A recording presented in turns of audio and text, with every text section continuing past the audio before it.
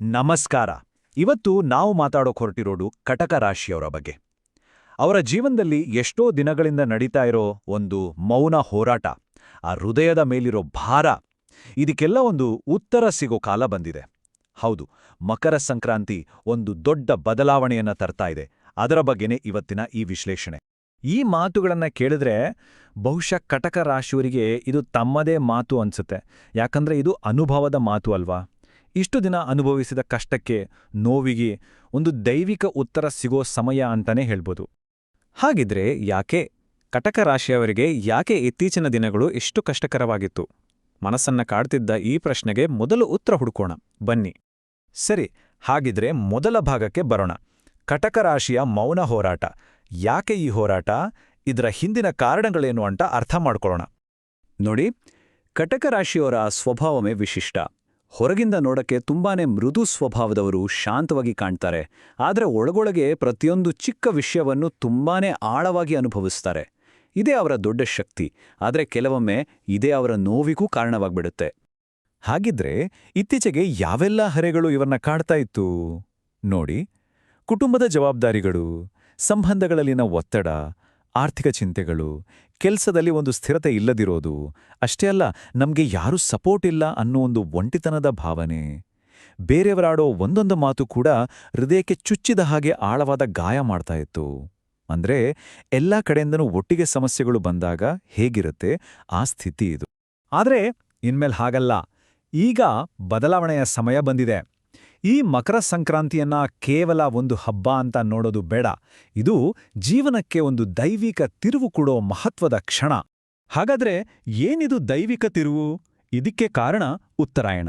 ಉತ್ತರಾಯಣ ಅಂದ್ರೆ ಸೂರ್ಯ ಮಕರ ರಾಶಿಗೆ ಪ್ರವೇಶ ಮಾಡೋ ಸಮಯ. ಇದನ್ನ ದೇವತೆಗಳ ಕಾಲ ಅಂತಾನೂ ಕರೀತಾರೆ. ಯಾಕಂದ್ರೆ ಈ ಸಮಯದಲ್ಲಿ ದೈವಿಕ ಶಕ್ತಿ ತುಂಬಾನೇ ಪ್ರಬಲವಾಗಿರುತ್ತೆ ಮತ್ತು ನಾವು ಮನಸ್ಸಾರೆ ಮಾಡೋ ಪ್ರಾರ್ಥನೆಗಳಿಗೆ, ಸತ್ಕಾರ್ಯಗಳಿಗೆ ಒಂದು ವಿಶೇಷವಾದ ಫಲ ಸಿಗುತ್ತೆ ಅಂತ ನಂಬಿಕೆ. ಇಲ್ಲಿ ನೋಡಿ ಈ ಬದಲಾವಣೆ ಎಷ್ಟು ಅದ್ಭುತವಾಗಿದೆ ಅಂತ. ಇದುವರೆಗೂ ಇದ್ದಿದ್ದು ಅಂಧಕಾರದ ಹಾಗೆ. ಅಂದ್ರೆ ಜೀವನದಲ್ಲಿ ಒಂದು ಸ್ಥಗಿತ, ಭಾವನಾತ್ಮಕವಾದ ಭಾರ. ಆದರೆ ಇನ್ಮುಂದೆ ಬೆಳಕು.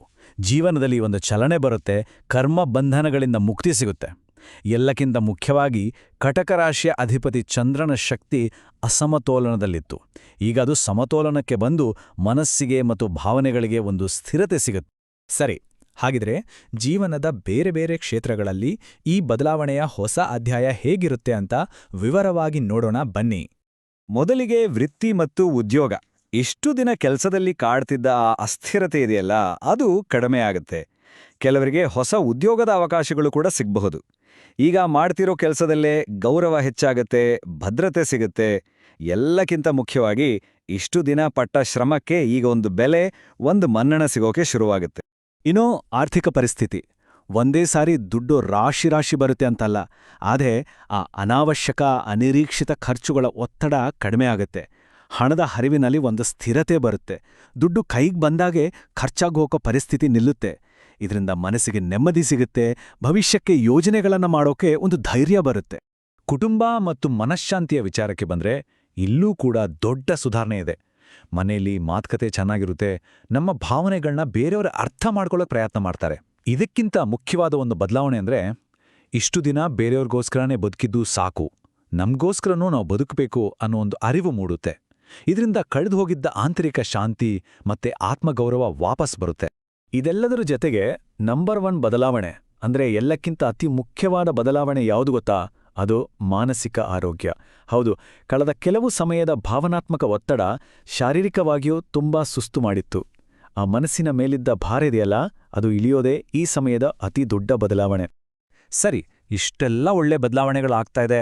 ಆದರೆ ಈ ಹೊಸ ಶಕ್ತಿಯನ್ನ ಸರಿಯಾದ ರೀತಿಯಲ್ಲಿ ಬಳಸ್ಕೊಳ್ಬೇಕು ಅಂದ್ರೆ ಕೆಲವು ಎಚ್ಚರಿಕೆಗಳನ್ನು ಪಾಲಿಸಬೇಕಾಗುತ್ತೆ.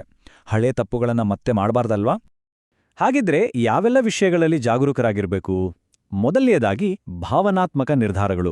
ಅದರಲ್ಲೂ ಹಣಕಾಸಿನ ವಿಚಾರದಲ್ಲಿ ಎಮೋಷನಲ್ ಆಗಿ ಯಾವುದೇ ನಿರ್ಧಾರ ತಗೋಬೇಡಿ. ಎರಡನೇದು ಮಾತಿನ ಮೇಲೆ ಹಿಡಿತ. ಕೆಲವೊಮ್ಮೆ ನೋವಾದಾಗ ನಾವು ಏನ್ ಮಾತಾಡ್ತೀವಿ ಅಂತ ನಮ್ಗೆ ಗೊತ್ತಾಗಲ್ಲ. ಆ ಬಗ್ಗೆ ಎಚ್ಚರ ಇರಲಿ. ಮೂರನೇದು ಅತಿಯಾದ ನಂಬಿಕೆ. ನಮ್ಮ ಒಳ್ಳೆಯ ಸ್ವಭಾವವನ್ನ ಯಾರು ದುರುಪಯೋಗ ಪಡಿಸ್ಕೊಳ್ಳೋದ ಹಾಗೆ ನೋಡ್ಕೊಳ್ಬಿಟ್ಟು. ಕೊನೆಯದಾಗಿ ಆತ್ಮಗೌರವ. ಬದುಕಬೇಕಾಗಿರೋದು ಅಹಂಕಾರದಿಂದಲ್ಲ, ಆತ್ಮಗೌರವದಿಂದ. ಈ ಕೆಲವು ಅಂಶಗಳನ್ನ ಗಮನದಲ್ಲಿಟ್ಕೊಂಡ್ರೆ ಬಂದಿರೋ ಈ ಒಳ್ಳೆಯ ಸಮಯ ದೀರ್ಘಕಾಲ ಉಳಿಯತ್ತೆ. ಇಷ್ಟೆಲ್ಲ ಆಯ್ತು. ಈಗ ಈ ಹೊಸ ಸಕಾರಾತ್ಮಕ ಶಕ್ತಿಯನ್ನ ನಮ್ಮದಾಗಿಸ್ಕೊಳ್ಳಕ್ಕೆ, ಸ್ವಾಗತಿಸೋಕ್ಕೆ ಒಂದು ಸರಳವಾದ ಆದರೆ ತುಂಬಾನೇ ಶಕ್ತಿಯುತವಾದ ದೈವಿಕ ಪರಿಹಾರವನ್ನ ನೋಡೋಣ. ಇದೇನು ಕಷ್ಟಕರವಾದ ಆಚರಣೆಯಲ್ಲ, ಕೇವಲ 7 ದಿನಗಳ ಕಾಲ ಮಾಡಬೇಕಾದ್ದು. ಮೊದಲನೇದಾಗಿ, ಪ್ರತಿದಿನ ಸೂರ್ಯೋದಯದ ಸಮಯದಲ್ಲಿ ಸೂರ್ಯನಿಗೆ ಅರ್ಘ್ಯ ಕೊಡಿ, ಅಂದ್ರೆ ನೀರನ್ನ ಅರ್ಪಿಸಿ. ಅದರ ಜೊತೆ ಸ್ವಲ್ಪ ಹಾಲು ಅಥವಾ ಅಕ್ಕಿ ಕಾಳುಗಳನ್ನು ಸೇರಿಸಿದ್ರೆ ಇನ್ನೂ ಉತ್ತಮ. ಎರಡನೇದಾಗಿ, ಪ್ರಾರ್ಥನೆ ಮಾಡಿ, ಮನಸ್ಸಿಗೆ ಶಾಂತಿ ಕೊಡು, ಜೀವನದಲ್ಲಿ ಸ್ಥಿರತೆ ಕೊಡು ಅಂತ ಕೇಳ್ಕೊಳ್ಳಿ. ಮೂರನೇದಾಗಿ, ಸಂಜೆ ಹೊತ್ತು ಮನೆಯಲ್ಲಿ ಒಂದು ದೀಪ ಹಚ್ಚಿ. ಕೊನೆಯದಾಗಿ, ಸಾಧ್ಯವಾದ್ರೆ ಒಂದು ಒಳ್ಳೆ ಕೆಲಸ ಮಾಡಿ, ತಾಯಿಯ ಸ್ಥಾನದಲ್ಲಿರೋ ಯಾರಿಗಾದ್ರೂ ಸಹಾಯ ಮಾಡಿ ಅಥವಾ ಆಹಾರದಾನ ಮಾಡಿ. ಈ ತುಂಬಾ ಸರಳವಾದ ಆಚರಣೆ ಯಾಕೆ ಇಷ್ಟು ಶಕ್ತಿಯುತ ಆಗುತ್ತಾ? ಯಾಕಂದ್ರೆ ಇದು ಕಟಕ ರಾಶಿಯ ಅಧಿಪತಿಯಾದ ಚಂದ್ರನ ಶಕ್ತಿಯನ್ನ ಶುದ್ಧೀಕರಿಸುತ್ತೆ. ಚಂದ್ರ ಅಂದ್ರೆ ಮನಸ್ಸಿನ ಕಾರಕ. ಚಂದ್ರನ ಶಕ್ತಿ ಶುದ್ಧಿಯಾದ್ರೆ ಮನಸ್ಸಿಗೆ ಅಪಾರವಾದ ಶಾಂತಿ ತಾನಾಗಿಯೇ ಸಿಗುತ್ತೆ. ನೋಡಿ, ಎಲ್ಲವೂ ಒಂದಕ್ಕೊಂದು ಹೇಗೆ ಸಂಬಂಧಿಸಿದೆ ಅಂತ. ಸರಿ, ಇಷ್ಟೆಲ್ಲ ಮಾರ್ಗದರ್ಶನ ಸಿಕ್ಕಿದೆ. ಈ ಹೊಸ ಬೆಳಕನ್ನ, ಈ ಹೊಸ ಅಧ್ಯಾಯವನ್ನ ಮನಸ್ಸಾರೆ ಸ್ವಾಗತಿಸಲು ನಾವು ಇಡಬಹುದಾದ ಮೊದಲ ಹೆಜ್ಜೆ ಯಾವುದು? ಇದನ್ನೊಮ್ಮೆ ಯೋಚಿಸಿ.